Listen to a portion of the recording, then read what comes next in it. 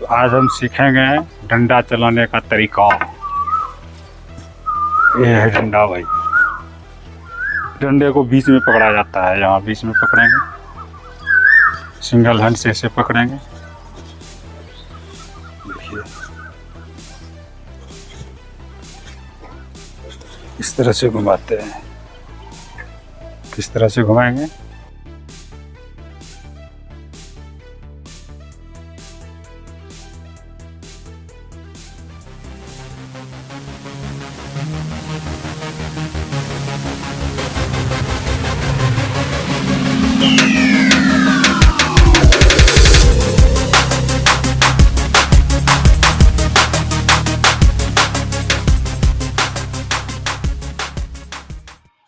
दोनों हाथ से कस के पकड़ेंगे डंडे को, ताकि डंडा हाथ से छूटे नहीं।